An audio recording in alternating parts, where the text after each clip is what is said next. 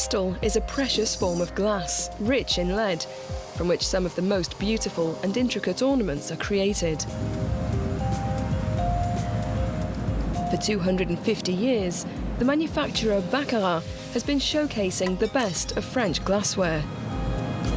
Its factory sits here in the shadow of the Vosges Hills in eastern France.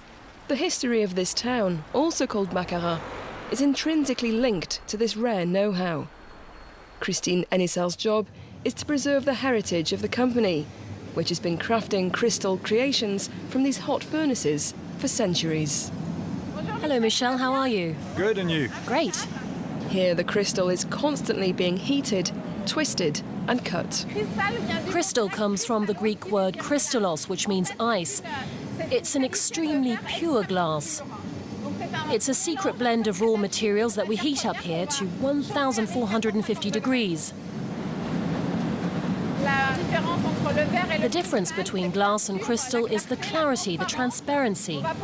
It's much easier to work with crystal. It can be molded and enhanced better. And of course, the ping of crystal is much purer than the sound of glass. It's a perfectly timed ballet on the factory floor, where each of the expert glassmakers performs his own precise move. René Van Ter is one of the key figures of the hot room. He's the only one who knows how to add the crystal handles. It's a delicate task in which every second counts.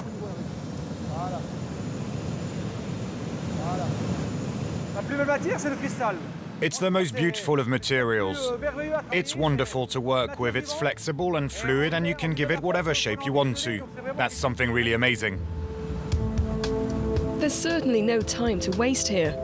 As soon as the crystal leaves the oven, it cools down from 1,000 to 500 degrees Celsius in under a minute. Another master glassmaker, Frédéric, is making a new lighting piece. It feels like you're working with marshmallow. With ordinary glass, it's much harder to handle. Right now we're making one of the arms of the chandelier.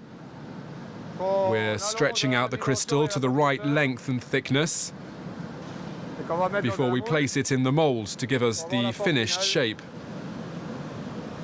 You have to work fairly quickly because it cools down so fast. The actual time we have to work on it is very short. There's not a second to lose. Each piece is slowly passed down the assembly line. Once cooled, they come here to the finishing workshop, where they're intricately decorated, almost sculpted. The pattern is all perfect, so that's a job well done. This model was designed for Tsar Nicholas II in the 19th century. It's almost finished. Just one final garland, the most delicate stage. We can't afford to make any mistakes now.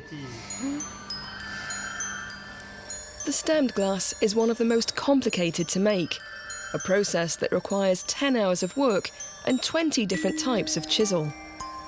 This splendid set was made by over 1,000 people here, who were all dedicated to the Russian court. The Tsar drank like a real Russian, and it was great business for our factory, because once he drank from a glass, he would simply throw it over his shoulder. Works from the Baccarat factory also grace the palaces of the Maharaja in India, the Emperor of Japan, and the Princes of Monaco. But they can also be found on the tables of the Elysee Palace, the official residence of the French president in Paris. This evening, a foreign head of state is expected for dinner. In the palace's dining hall, staff are hard at work preparing. Emmanuel is one of the housekeepers here. It's his job to look after the glassware, a treasure chest of some 10,000 pieces. They're all very fine and pure and sombre and elegant at the same time. You always find the letters RF stamped on them, the monogram of the French Republic. These glasses are unique to the Elysee. Traditionally, each new president orders a whole new set of crystal from Baccarat. For example, you have this model which was ordered by Valéry Giscard d'Estaing, this one by Charles de Gaulle. And I have a particular soft spot for the de Gaulle set. This Alsace glass is really tall. Bring the champagne glass down a bit. It takes 6 to 9 hours to get these tables looking perfect. They've been presented this way for decades. The glass with the red trim is for white wine. On the right goes the red wine glass. On the left goes the glass for water. And finally, opposite the white wine glass, goes the champagne flute.